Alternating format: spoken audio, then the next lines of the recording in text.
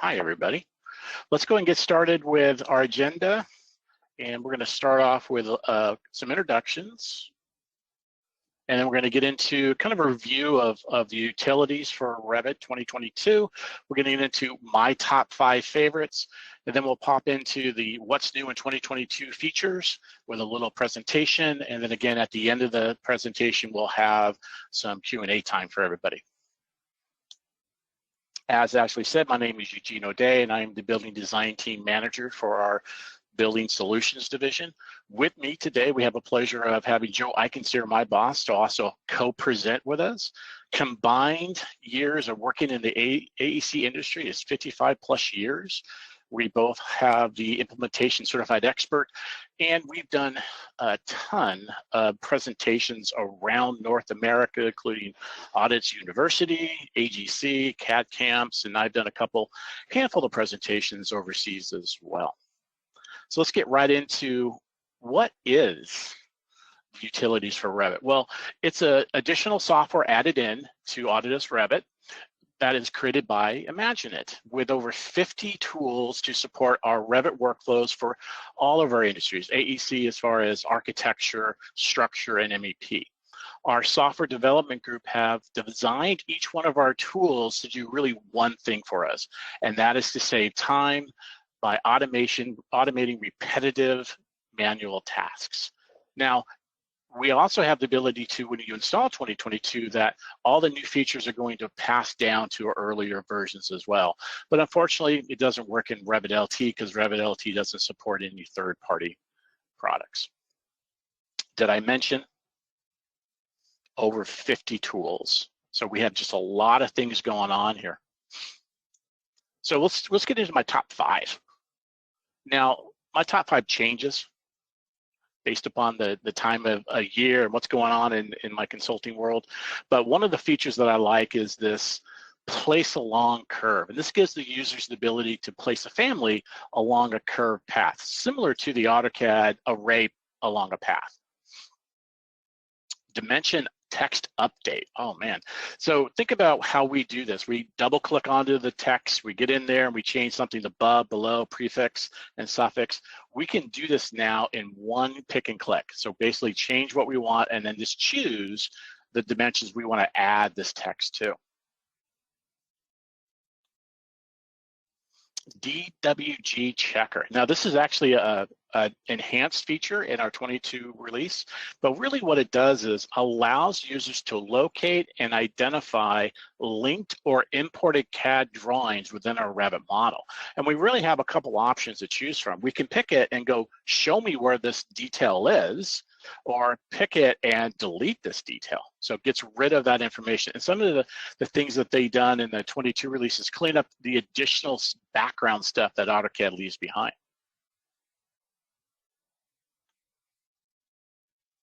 Door mark updates or door number updates. This gives us the ability to change that door number to reflect where it is pointing into the room. And we can do this by selecting by a window, by the actual plan that we're in, or the entire model through different phases, whether it's going to be new construction, existing construction, and you name it. And last but not least, it's the little things.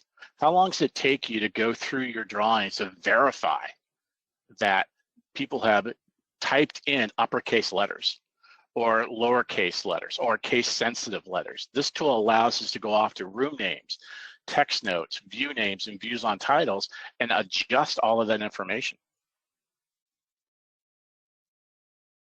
So let's take a quick look.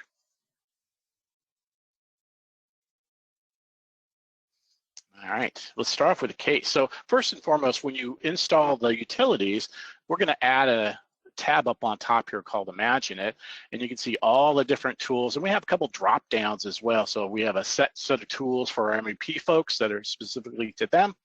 We have Excel export out with a couple tools there. We've got parameter tools with a whole bunch of tools underneath there. So you can also customize how you'd like to see these different columns and rows, if you will. I'm going to go grab the change case button. And what I want to do is go and say, start off with room names.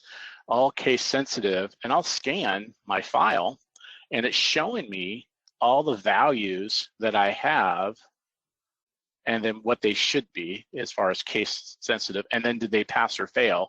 So these all failed in my particular drawing, and as I click through and go through the different ones, you can see that where they all kind of failed or passed. So right here, I don't have any views on sheets that didn't have it. So I'm going to go up to my text one. I'm going to go ahead and scan again. And I'm going to go ahead and change. Simple change will come back and tell me that I updated 16 of those. And there it is right there.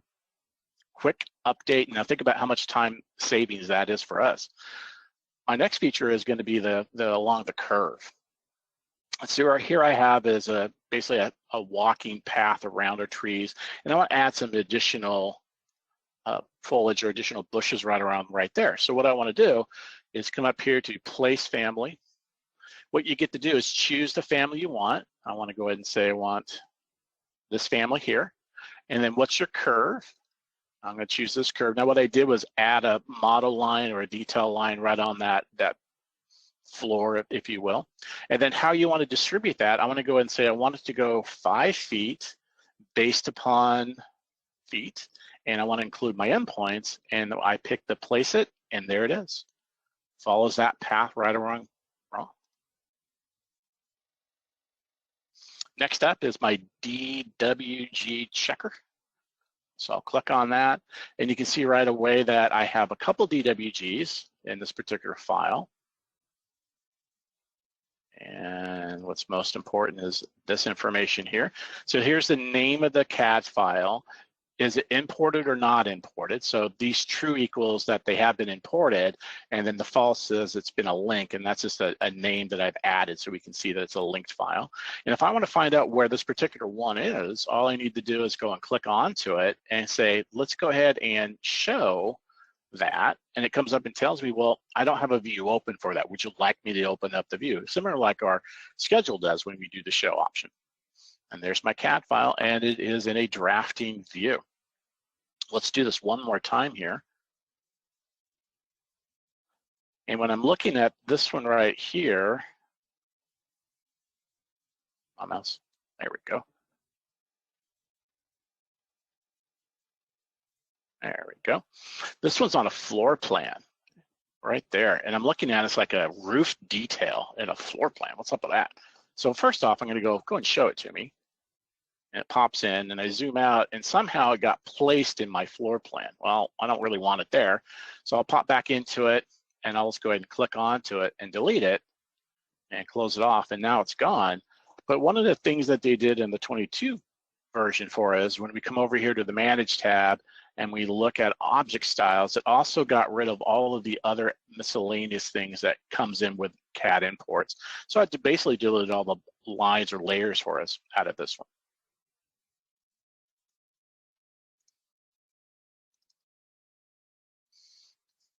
Now, in traditional ways, if I want to change something here, I double click onto it and I can add, let's say, a prefix to that. That's an instance parameter. But if I want to go and do a group of those, that's a lot of double clicking to get into it. Or we could actually pop over here into the dim text update button. Let's give it a verified field, one of our favorite ones, and do a pick. And what you're actually doing is just picking what you want and escaping out. Now, those are kind of all like instance parameters. Now, a little tidbit here in the 2022 release of Revit, if I were to go in and hit the edit type button, we now have the ability to actually add a type parameter for a prefix and a suffix. So I'll go ahead and just say type for that. And I'll say apply. And you can see that it did it for everything that we have there. Very, very cool. And again, my last one here is going to be about room numbering. So I'm going to go and just zoom out here a little bit. And I'm going to go ahead and come over here. Now, room numbering, or the numbering systems that we have here for the tools, as well as the export to Excel, these kind of go back and forth with me, but today is really about the numbering of door marks. So when I click on that button, I have the ability to do a window selection. I can grab the entire floor plan that I have or do this through the entire model. And then again, I have the ability to do it based upon phases, what phase I have, and then I can do it within or outside of the room. I'm gonna go and do a window selection here. I'll select the next button and do a little crossing window right there. And it pops up a little dialog box to show it. And then I could sort through any one of these things. So it shows me all the doors over here, gives me my current mark number, where it's going to, where it's going from, and the proposal. If I go and sort that proposal out, I get it a little bit in order. And I see that number 1 right there is right there. And it really should actually just be 122, and this number 2 really should be 124 in my mind. And so what I could do is just click onto this right here, and what it does actually zooms up onto there, and I can go ahead and change that to say, no, that's really 122, and when I click on that, that's 124, and I can come back here and hit, let's go back and reset the view so I can see my other things that I have just to verify what I want, and when I'm done, simple update, and I have all of those door numbers appropriate to my rooms in there. Now think about how much time savings we just did with just these 5 quick handful of tools. With that, I'm going to pass it over to Mr. Eikens here to talk about the new features. Yeah, cool. Now, thanks for that, Eugene. I mean, that was what, maybe 10% of the entire spectrum of things that we got there, so it's certainly worth poking through.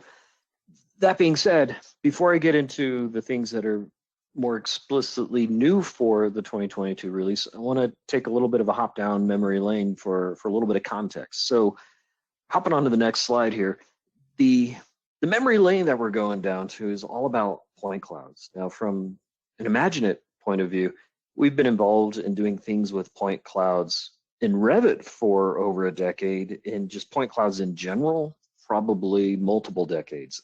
I'd have to do a little bit more research to see when some of that stuff started, maybe more on our civil side, but for a long, long time, back to the spot where even in Revit 2011, before Autodesk had the ability to bring a point cloud into Revit at all, we had built a tool, called it ScanDBIM, and generated some ways that we could go about bringing a point cloud into Revit, where you're getting thousands and millions of dots and overlaying them onto a Revit file, or bring them into a Revit file so that you can start tracing it to make your models go.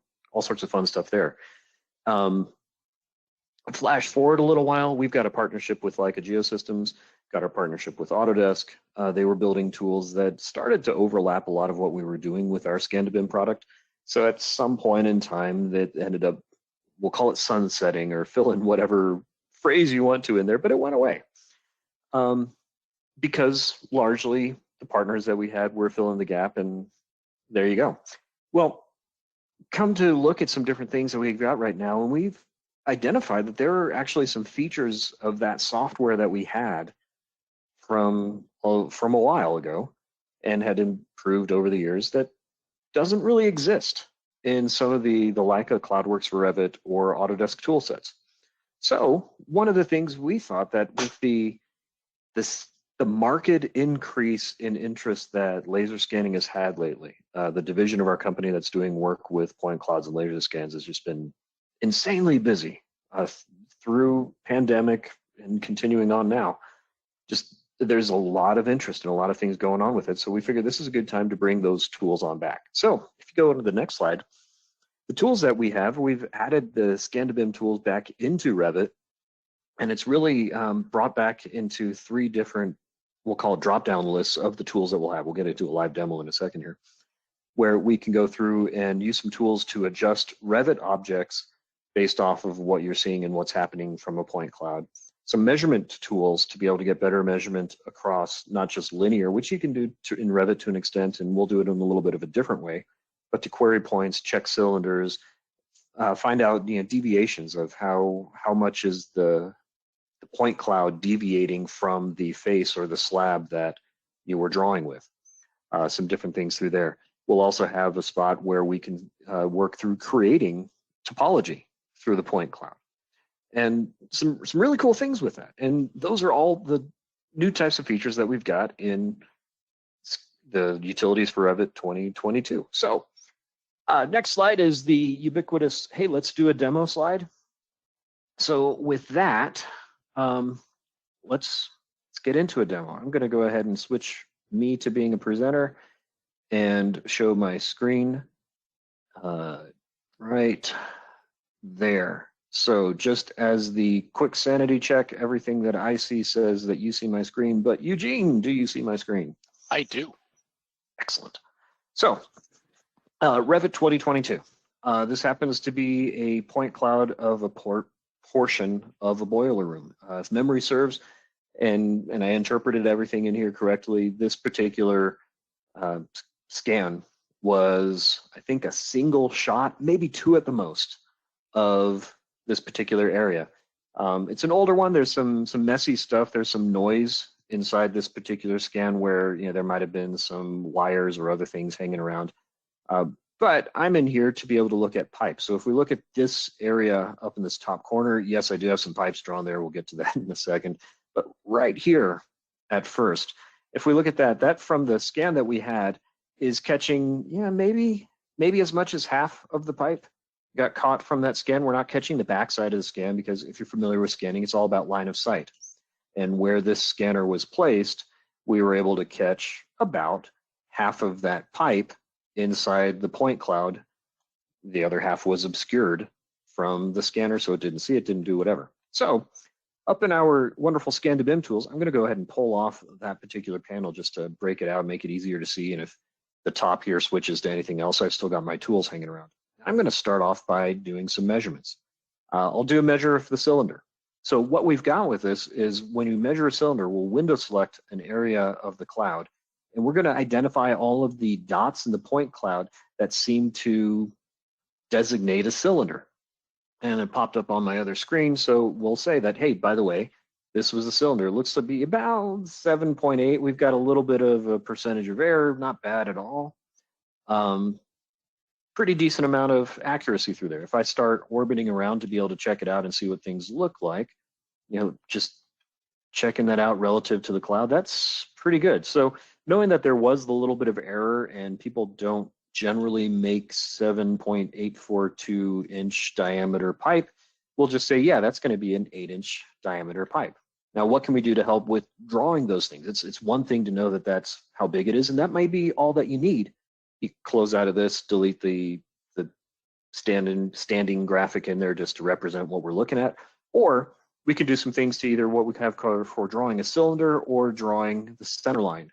Center line is going to generally be more valuable to us than the cylinder. Cylinder is actually, we probably need to rename this a little bit because when we go and say draw cylinder, I'll click both buttons in here. It's slightly off axis, go figure on that. But when we look at it, and I'll delete that stand in place graphic, the cylinder that we're talking about is actually just the circles at the endpoints of that cylindrical space. It's not a pipe specifically or a solid or something else, but it is the end spots of that area that we scanned. Now, I'll go ahead and select that and come out here. We've got a model line that's representing the collection of dots that we had scanned through here. From this point, we can go ahead and draw some pipe, align it to that line, and keep on moving forward. But whether we're talking about a cylinder for a pipe, or if we're measuring the curve and we're doing some sort of a measurement of that cylindrical space and we're measuring a curved wall, it's a curved objects is what we're looking at and trying to measure things across there. So no matter what we've got. So now over on the side here, I do have two other pipes, and this is not an exercise in how do you draw a pipe and run in a line to a model line. So I just had these, but I ran that same cylinder process and came up with these lines. I extended this one a little bit just to help it visualize a little bit better. Drew a couple pipes aligned to the lines, and we got these pipes. Now, you might be thinking, great, that's wonderful. Now to get the corner in there, all we have to do is trim the two together, right? So we click on one pipe, click on the other, and it doesn't click.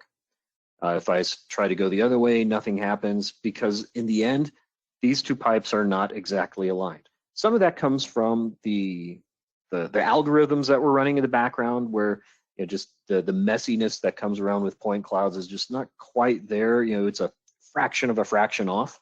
So one of the tools that we've got, this is actually a little bit of a holdover from a tool we had previously, but we have expanded the what was an adjust pipe tool to ensure that it works with not just pipe alignments, but you can use this tool for duct, for cable tray, for conduit.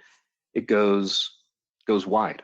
So if I go here to this adjust MEP function, what it'll allow me to do is pick two different pieces, and where you pick matters. So if I were to adjust these pipes to get them in alignment, what parts do I want to adjust? I want to pick closer to this corner. So a point over here and a point over there, and it'll come back and tell me, great, why I'm a quarter inch off, or I can rotate the pipe a little bit to get them into alignment. Which way do you want to do? Do you want to move the whole pipe, or in this case, fix the bottom point of the pipe and rotate it by 1/3 of a degree? My mouse is over the move pipe, so I'll choose that option. And the first pipe that I picked stayed in place. The second pipe I picked moved over by 1/4 of an inch. Now that that's done, I'll go back to my trim command, pick my two pipes, and there's my elbow. Now in this case, it's not matching the exact system that's going on in the background. It's probably something more ductile iron, metal, who knows what, and it's drawing PVC in here. But the point remains, now that that's in there, these are aligned. Now, even though this is sitting here inside our scan to BIM tools to make sure that we're aware of, this is a part of the process that we've got with everything, that same tool does also exist in a general MEP area.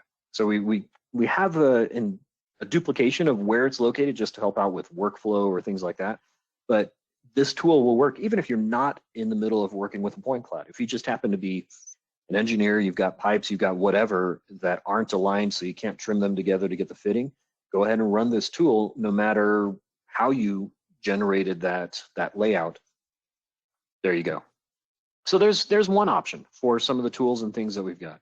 If we go over to kind of option number 2 of some different things we're looking at, this is a scan of an interior of a mall area. So we've got a nice wide open space, some walls around the outside edge, and it just so happens that I have drawn a floor slab that is aligned with the overall perimeter of where the scan came from. And as we're looking at this, the intent behind this one is really slab analysis. In this case, we're talking about floor slabs. And when we're going through this type of slab analysis, inevitably, if we're talking concrete or whatever you have, the floors, those slabs in the real world aren't perfectly flat. It just doesn't exist. The things settle, whatever happens, happens. So one of the things we've got in our measurement tools is a place where we can start checking and say, well, how much does it deviate? If my Revit slab is perfectly flat, and I'll go ahead and pick some options through here where we'll say, pick a face that I wanted to measure against, not an entire element, but a face that I want to measure against. Let's go 3 inches above and below that face, get all the points we can, and hit the update button. So it's going to think here for a minute. And what it's really going through is taking all these different points and evaluating how far is that point in the cloud above or below the face of the slab that I picked on the floor. And we'll get a more graphical scale to be able to see how it looks. Now, the computer I'm running this on, you might be thinking, geez, it's not a big slab. It's taken a while for everything to come through. My computer is not strong. I think this is not a system that I would want to use as a production Revit machine. So take that into context as you're thinking about performance and things along those lines. But now we've got the nice color spectrum sitting on that point cloud to be able to say, what's it look like, where is it sitting, and what do the colors mean? Well, if we come over to the corner, we've got a graphic scale down here. Come on now, oops, there we go. That's going to be telling us the purple numbers are going to get closer to that 3-inch offset. The orange numbers are really, they're going to be closer to the 1-inch, because this whole range is through there. So there's not going to be that many points that are going below the slab. There certainly will be more points that are going above the slab. So if we go back and zoom extents again, just to get to everything through here, it's a nice graphic way that we can tell that there's some high and low spots coming through here, where if we look at the oranges, these are going to be a little bit below the slab coming through some of these spots, whereas we get to some of the purples and other things through here where we'll have some high spots. This big circle in the middle is where the scanner was sitting and where we don't have point data because it was directly below the scanner. If we took 2 shots with the scan, then we'd cover up that hole because the second spot that we were scanning from would have found those points. So it's a nice graphic way to understand what's going on and give you an idea of what might be happening with the slab, but it's hard to do something with that type of data. Again, great for visualization, but maybe not absolutely everything. Well, instead of that deviation, we might choose a deviation grid. Deviation grid is, again, I'll pick a face. We'll have a buffer that we'll have, in this case, it's defaulted to 2. I'll go ahead and change it to 3 to keep it the same. Grab a few more points. The decimation says instead of every point in the point cloud, maybe only 6 out of every 10 points is what we want to be able to look at to allow the process to go faster. So it's faster versus detail is just a slider of where you want that to be. And I'll pick an edge to say when I create a drafting view that shows me this grid, which way is up? And I'll use this edge to say up is going that way. And generate this as a drafting view. And what it did is it created a 10 by 10 grid overlaying the slab. And when I go to create this, it's going to go through and say for every grid intersection, it's going to identify the point closest to that grid intersection and tell me how far above or below the slab face is that one specific point. And this ends up giving us something that's a bit more actionable, because now it's a series of points that I can do something very specific to on a laid out grid, a predictable grid that we can work with. It also gave us a deviation report that can be copied to clipboard and sent off to Excel or whatever your spreadsheet tool is of choice. Now, all the blanks in here, that are going to be those places where it happened to be there's a grid intersection that did not fall on top of the slab. So some of these points out here where it just didn't fall into a spot that we could find or measure from. So a bit more, I don't know, logical, regimented, a few different ways we might throw it through there. Now, the other way we can look at this from a deviation standpoint is a histogram. Now, the idea behind a histogram is comparative analysis. So once again, I'll go through and pick my face of the slab and do the extra buffer of 3 inches up and down, all the different points, create this as a drafting view. And as it's going through, it's going to go through and say, well, how many points are a 1/4 inch above? How many points are a 1/4 inch below? Let's close this now. How many points are, actually it's 1/2 inch increments that we're looking at. So what's the distribution of points? And the idea is you keep this, you save it as an image file, or you save it as a drafting view. You adjust your slab to get it closer to the actual ebb and flow of what's happening in the real world. Then you run your histogram again and make a comparative analysis of saying, do I have more points closer to zero, a 0 inch deviation than I had before? So comparative analysis through there. Now, the last little bit of tool that we have for different types of slab analysis that we can use to ease that process of adjustment is actually an adjust slab tool, where I've got my point cloud that says this is where the reality of my floor is sitting at. I'll pick my floor slab, and based off of all these different types of analyses that we've got, you can see that same sort of color scheme going through there. I can start picking a point, and as I pick a point, it's going to adjust the slab to make that point that I just clicked on match the point cloud. So if I follow this, this is probably a little bit of a valley going through right there, a couple other points hitting through these areas, but just keep on clicking and clicking, and it's subdividing that slab to match more closely the reality of what my point cloud said is sitting out here. And when eventually you've finished up enough and you like all the points you've got, this is good enough. Like many of the tools we've got, go ahead and hit escape.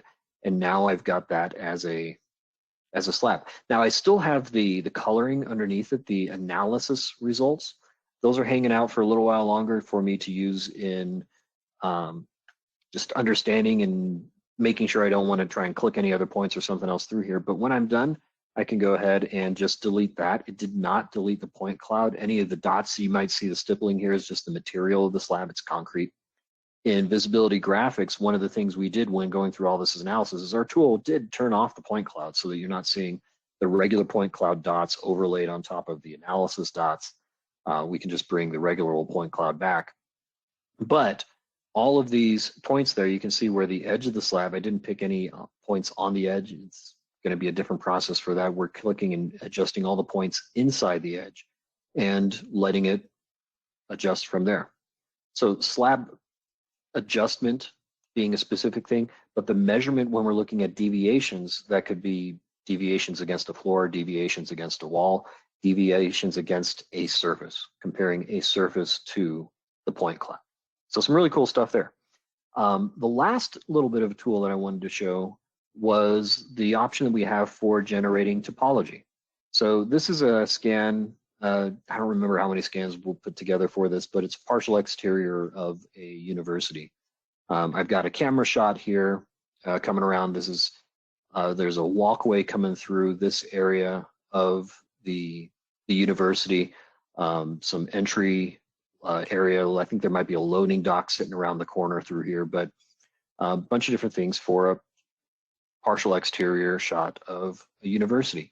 And what I want to do is to take this area coming through this little walkway and create some topology. Now, part of the reason I'm doing this way is personally, I don't have a scan that is a good clean scan of just an empty field, for lack of better words. Everything that I've got for scans has some level of building involved with it. So it just so happens that I've gone through the process of taking a view that is that area of the building just cropped out. So I went through and generated a section, just a regular building section, changed the volume of space that the section has to be just this volume of space here, and then told the 3D view to align itself, orient itself to that section that I made.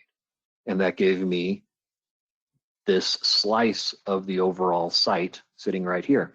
And when we're looking at it from a topology standpoint, there's other things we can do. So for example, if I come on the side, it was I think 2 light posts or 2 other things that were sticking up out of the ground here. One of the measurement tools we didn't look at previously, there's a linear measurement tool where I can say measure from point 1 here, click, to point 2 there, click, and it will go ahead and define or tell me what that distance is, and it give you the exact points in the vector and where it's coming from. Well, the other cool thing about this, and a little bit of a difference from our tool and others, is that we'll draw a model line along of where we measured. So if you needed to go through and you pick 2 points and then you go and wonder, well, how deep into my 3D view did it pick a point or whatever, this gives you that evidence of exactly what did it measure to and from for maybe dimensioning or verifying that you got really what you wanted to. It's nice validation that we're looking at. I'll delete that line, come back to it. The topo surface. So I wanted to create this as topology. So back out to be able to see it all. If I come down here to creating a topo surface, the first step it'll have us do is to window select your points. And based off of an assumed 4-inch density of points, I'll grab everything in here. Part of the reason I clipped it is to make my selection point right now just that much easier. I can just do a big window selection, and the only things that are underneath that selection window were the points that I cared about. The second step, so there's just over 4,000 points, pick a reference point. So where in here do you want to have our calculations start to figure out your topology? And from that point, it found this area. So based off of this, a grid size of 12-inch slopes, fun stuff like that, we'll go through and identify things. If I didn't like that, recompute based off of another point, wherever we need to go. But if I go through and say, yeah, let's create topology here, that created this spot. I don't want to drag it out of the section box because we won't see anything if I do that. Let me do this. If I didn't undo too far, yeah, I did. I undid the whole thing. So let me start over because, live demo, I messed up. Go through, create the topo surface again, same stuff, window select everywhere. It found the 4,400 points. I'm picking a point inside it. Based off of where I picked, it found just a smaller slab. So we probably need to adjust some of these numbers to get something that fits it a little bit better. But when we do create a topology, we'll go to video visibility graphics, turn off the point cloud for a moment. I know there's bunches of ways we can do that, but from that point and the values that I had, it did create a topo surface. And going down to 0 from an elevation, this is up a little bit higher. I didn't do a great job of alignment in here, but there is that element as a surface for me. If I wanted to try and check and change some of those values to get something else a little bit different, let me turn my point cloud back on and just rerun. It's nice and quick. Maybe get a little bit more of a denser point since a little bit larger slope just to make sure we're catching everything we can. Grab all of my points, a few more points in here because of that density increase. Pick a reference spot I'll grab here this time. Found a lot more based off of me telling it to go a little bit more thorough through all of that. And now when I go to create a topo, I could probably slide this down so it's using fewer points to create topology. That would have been wise on my part to do instead of using 16,000 points to create topology. But hey, that's easy enough to adjust as you're going along and getting a feel for what's the way you want to see things. And there's that topo surface. So you're tweaking the settings, but getting something that's based off of that scan. Now, there's certainly going to be places where you want to use contour lines from civil instead of saying from this point cloud, create topo surface. There are going to be places where you might just go create topo surface. Depends on the information that you've got feeding into the design and the model that you want to create. So a couple different types of tools there. Some neat things for topo surface generation, measurement and analytics of the cloud versus surfaces from your Revit model, measurement in different ways, and then adjusting MEP objects or slabs to fit what you've got going on inside your model. So with that being said, there's some of the new things. We'll head it back over to Eugene to take us from here and kind of recap a little bit of what we have and move our way into Q&A. Awesome. Thank you, sir. You bet. So I have made you presenter. And just to check, see my screen? No, not yet. See my screen? There it is. Woohoo! All right, so you see that we have just a ton of different things going on now, bringing in the scan to BIM functionality, and again, my top 5. But the first thing is how do we get this information? How do we go back and get our utilities? So if I have an older version and I want to update to the newer version, basically going to go to our website, IMAGINiT.com. You're going to pick that software. You're going to pick that software little section. You're going to pick IMAGINiT utilities, and then you're going to go and pick down here the Revit utilities. Then I'll get you to the next page here, which you can, if you already have the software, you just basically download it, or if you want to do a trial, you can go and pick on the trial. Now, if you don't have the software and you're looking at how do I get to the software, it's really the same page that we get to. And at the very top here, you can buy it, or you can request for a price. You could also talk to your sales rep if you don't have the collections or bought your software through.